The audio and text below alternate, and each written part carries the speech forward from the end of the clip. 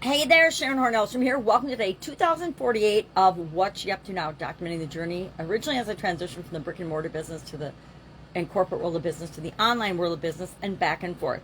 Today our idiom is on top of the world, and we're talking about core values, confidence core values for this year's annual challenge, to get your goals annual challenge. And so my question today is, can living our confidence core values put us on top of the world? Can it put you on top of the world? Can it put me on top of the world? And I want to say, yes, I think it can. I think when we're living congruently with who we are and what's really important to us, that can help us to feel successful, to feel inspired, to feel happy, to feel like we're living our true purpose and mission and principles and whatever it is that we define as important for us. Core values, of course, an area or aspect of our life are the principles and the foundation that defines us, defines our self-worth, defines our purpose, and whether we're living in alignment and congruently with that or not. I don't know about you, but I've spent times in my life when I was doing what I thought I was supposed to do, living what other people told me I should do, be a good mom, go to college, get a degree, go to work for a big corporation and work there for the rest of your life. And did some of that and realized that some of it absolutely positively was not for me. I thought it was at the time because I thought I was doing all the things I should be doing to be a good wife and a good mother and a good employee. And for the most part I was, but there were still parts of it that felt off to me and didn't feel right to me. It's like different industries I've been involved in throughout my life and career.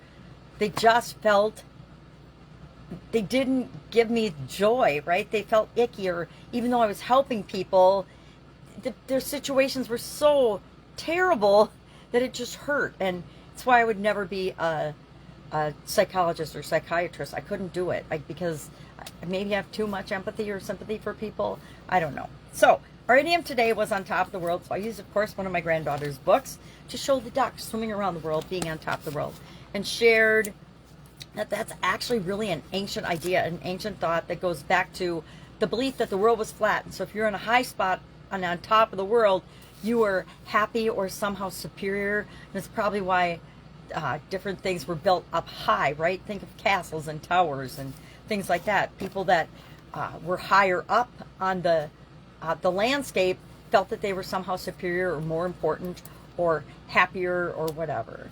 And we talked about how to be the leader in your industry by being the person that you want to be and creating the business you want to create and showing up in the world the way you want to show up in the world to serve the people that you're here to serve. Because we're not here to serve everybody.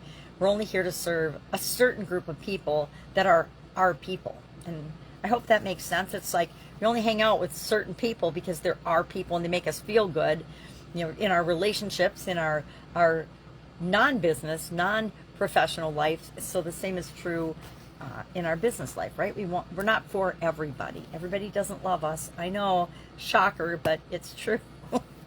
We all get haters. And I guess when you know that you're on top of the world, you're getting both positive and negative feedback from the world, right?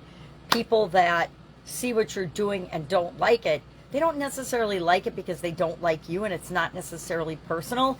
It's because you're a reflection of what's possible for them that they're not doing. And that hurts a lot of people's feelings, right?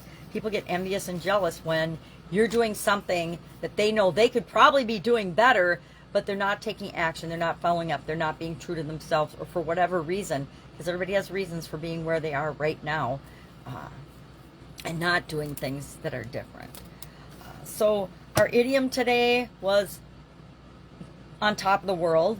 And our topic is core values, confidence core values. And we went through a list of, probably 20 different possible confidence core values, and I said, think about these. And as I was going through it, and then pick 3. What are your 3 top core values when it comes to confidence? And I picked my 3, and see the red dots as we were going through the discussion. Because then I already have my homework done for tomorrow, right?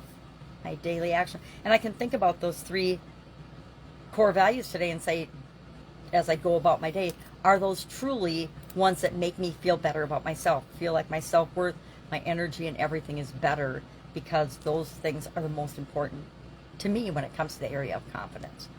Mine were overcoming limiting beliefs, embracing change, and continuously learning and growing. Of course, those fall into other areas of my life, but they really, really impact my confidence, because I know that if I've done something before or something even similar to it before, I can probably successfully pull it off again, right?